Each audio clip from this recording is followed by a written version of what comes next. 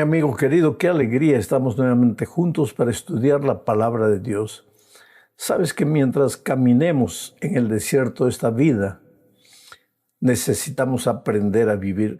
Las lecciones del libro de Éxodo me están haciendo mucho bien a mí. Cuando yo las preparo, recibo tanta inspiración, tanta iluminación. El Señor me muestra caminos que a veces no conocía. Y eso, lógicamente, me trae paz, me trae alegría y me explica algunas incertidumbres que tengo en la vida. Pues vamos a la lección número 7 para el 16 de agosto del año 2025. El título es El pan y el agua de vida. Y el propósito de la lección de esta semana es justamente mostrarnos que mientras caminemos en el desierto de esta vida, así como Israel caminaba por el desierto, mientras estemos en este mundo necesitamos aprender a crecer en compañerismo, en espíritu de unidad, a entender que no somos los únicos que transitamos por este mundo, que hay otras personas, que tenemos que aprender a relacionarnos con esas personas. A veces queremos vivir la vida egoísta, creyendo que somos los únicos que estamos en esta tierra y que el mundo tiene que adaptarse a nosotros. Pero no es verdad, somos nosotros que tenemos que adaptarnos a los otros y todos juntos caminar unidos en dirección a Canaán celestial. Bueno, vamos al estudio de esta semana, hablando primero de las aguas amargas. La última vez que vimos a Israel fue cuando salió victorioso atravesando el río, el Mar Rojo. El enemigo murió del otro lado. Aarón, María cantaron el cántico de Moisés y del Cordero, un cántico que un día cuando Cristo vuelva y nosotros hayamos atravesado el mar de esta vida, también cantaremos jubilosos, porque es un canto de alabanza, del reconocimiento de que la salvación viene de Dios, de que si llegamos a nuestro hogar celestial no habrá sido por nuestras fuerzas. Recuérdate de esto, querido, no habrá sido por nuestras fuerzas, habrá sido solamente por la misericordia y el amor de Dios. Entonces, el pueblo de Israel llegó después del Mar Rojo, caminaron. Voy a leer mejor el texto para entender lo que voy a decir. Éxodo capítulo 15, versículos 22 al 25. Dice así: E hizo Moisés que partiese Israel del Mar Rojo, y salieron al desierto de Shur, y anduvieron 3 días por el desierto sin hallar agua. Y llegaron a Mara, y no pudieron beber las aguas de Mara porque eran amargas. Por eso le pusieron el nombre de Mara. Entonces el pueblo murmuró contra Moisés y dijo: ¿Qué hemos de beber? Y Moisés clamó a Jehová, y Jehová le mostró un árbol y lo echó en las aguas, y las aguas se endulzaron. Allí les dio estatutos y ordenanzas, y allí los probó. El pueblo de Israel llegó después del Mar Rojo, caminó por el desierto de Sur y llegó a un momento en que se les acabó el agua, no tenían agua. Sin pan tú puedes resistir un poco más de días, pero sin agua no. Y el pueblo estaba desesperado. Ahora me impresiona el texto cuando dice, y les faltó agua. Estaban en el desierto y les faltó agua. Es que, querido, tú y yo también caminamos en el desierto de esta vida y muchas veces nos va a faltar. Faltar ropa, faltar empleo, faltar dinero, faltar agua, faltar paz en la familia. Yo no sé. Pero mientras caminemos en el desierto de esta vida, muchas veces nos va a faltar. En el caso de Israel, en el desierto, les faltó agua. Y lo que el texto dice es que el pueblo empezó a murmurar. ¿Qué cosa quiere decir murmurar? Hablar bajito en contra de quien está en el liderazgo. Criticar, juzgar. Pero no tienes el valor de hablar alto, sino que hablas bajito a los que están a tu lado, criticando al que está en el liderazgo. Y pobre Moisés era un líder y el líder percibe lo que el pueblo siente. Entonces Moisés se arrodilló delante de Dios y le dijo, Señor, ¿qué hago? Tú me mandaste sacar al pueblo, ahora no tienen agua y tienen razón de quejarse porque ¿cómo vivimos sin agua? De repente, a lo lejos vieron un oasis. En el desierto, un oasis es un lugar donde hay palmeras y generalmente donde hay palmeras hay una fuente de agua. Y ellos corrieron con las últimas fuerzas, llegaron y cuando trataron de beber el agua era envenenada, agua amarga, no servía para beber. Y ahí el pueblo comenzó a reclamar. El pueblo de Israel en el desierto reclamaba por todo. Yo no sé cómo somos nosotros en el desierto de esta vida, si también reclamamos por todo. Pero entonces Moisés clamó, Señor, ¿qué hago? Y Dios le dijo, mira allá. Y vio un árbol. Y le dijo, toma una rama del árbol e introduce en el agua amarga. Y cuando Moisés hizo eso, ocurrió un milagro. El agua amarga se transformó. Ese árbol es símbolo del Señor Jesucristo. Esa rama que fue introducida en el agua amarga, un símbolo del Señor Jesucristo. Pero ¿qué lección tú sacas de todo esto?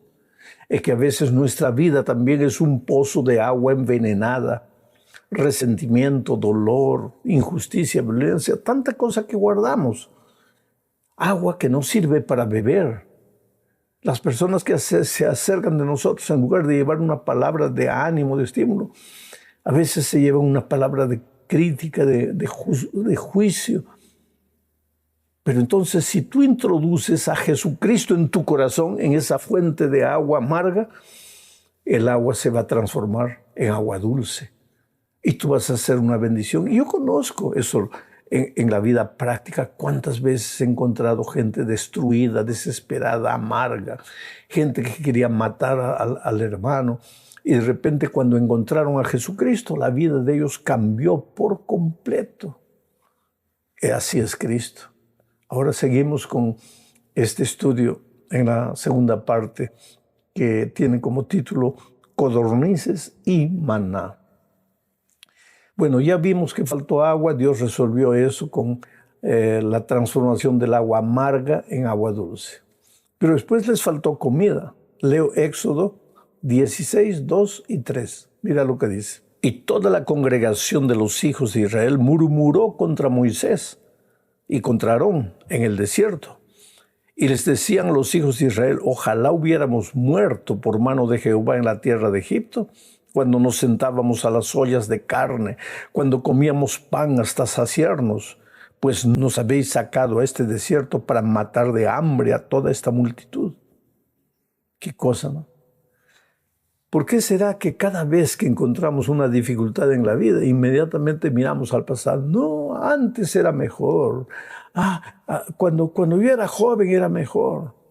Querido, las dificultades de esta vida no son para desanimarnos, para reclamar, para volver los ojos atrás. Los desafíos y dificultades de esta vida son para clamar a Dios y en el nombre de Dios avanzar a pesar de las dificultades. No porque desaparecen las dificultades. Y si tú observas en la Biblia, siempre que el pueblo de Dios tuvo dificultades y clamó, Dios no hizo desaparecer las dificultades, sino que les dio fuerza para avanzar en medio de las dificultades. Bueno, ahora faltaba pan. Y Moisés clamó a Dios, Señor, ¿y qué hago? Ahora el pueblo está muriendo de hambre. Y Dios le dijo algo interesante. Lee todo el texto completo, que yo no voy a leer ahora por causa del tiempo. Pero Dios le dijo a Moisés, dile al pueblo que se acueste con hambre, pero que mañana despierten temprano, porque verán la gloria de Dios. Y el pueblo fue y durmió con hambre. Y a la mañana siguiente se despertó y salió y vieron la gloria de Dios. ¿Qué gloria de Dios? Vieron el desierto blanco, porque durante la noche había caído maná del cielo. Tenía sabor de miel y de culantro, y ellos pudieron comer. Ahora, Dios les dio una orden interesante, porque les dijo, recojan todos los días el maná suficiente para el día. No recojan para el siguiente día, porque se va a malograr. Y efectivamente, algunos que no confiaban en la palabra de Dios, porque siempre hay esa gente, recogieron maná y guardaron, porque dijeron de repente mañana no cae maná y vamos a pasar hambre. Guardaron, pero al siguiente día cuando fueron, ese maná estaba deteriorado, malogrado, putrefacto. La orden era, recojan para cada día, pero el viernes, les dijo Dios, recojan el doble, porque mañana es sábado y no va a caer maná. Lo que tienen que cocinar, cocínenlo hoy. Lo que tienen que preparar, prepárenlo hoy. Y así fue. Los que prestaron oídos a la voz de Dios recogieron el doble. Y al día siguiente tuvieron que comer. Pero los desconfiados no recogieron el doble y al día siguiente pasaron hambre. Ahora, esto está en el capítulo 16 de Éxodo. Faltan 4 capítulos para llegar al monte Sinaí, donde fue dada la ley de Dios. Y sin embargo, el sábado ya era el día del Señor. O sea, el sábado no empezó en el Sinaí. El sábado ya el pueblo de Israel guardaba el sábado. Y lo guardaba desde el principio, desde el jardín del Edén, porque Dios estableció el sábado en el jardín del Edén. Vamos a la tercera parte. Agua de la roca. Nuevamente les faltó agua. Porque el agua de hoy no te sirve para mañana. Cristo es el agua, Cristo es el pan. El pan de hoy no te sirve para mañana. ¿Qué quiere decir eso? Que si hoy estás bien con Cristo, esa linda experiencia con Cristo no te sirve para mañana. Por eso la sierva de Dios dice, conságrate a Dios cada mañana. Haz de esto tu primer deber. Busca a Dios todos los días. Alimenta tu alma con el mensaje, la palabra de Dios todos los días. Porque el pan de hoy no te sirve para mañana. Y faltó agua nuevamente en el desierto. Esta vez Dios no hizo aparecer un árbol para ser introducido en el agua amarga, porque no había agua, ni agua amarga. Entonces, ¿qué hizo Dios? Le dijo a Moisés, porque el pueblo volvió a reclamar. ¿Quieres que te lea el texto? Éxodo 17:3, mira lo que dice. Así que el pueblo tuvo allí sed y murmuró contra Moisés y dijo, ¿por qué nos hiciste subir de Egipto para matarnos de sed a nosotros, a nuestros hijos y a nuestros ganados? Bueno, el pueblo estaba desesperado nuevamente, con sed, no había agua. Dios le ordenó a Moisés que se dirigiese a la roca y hablase con la roca. Pero Moisés estaba tan airado, perdió la paciencia.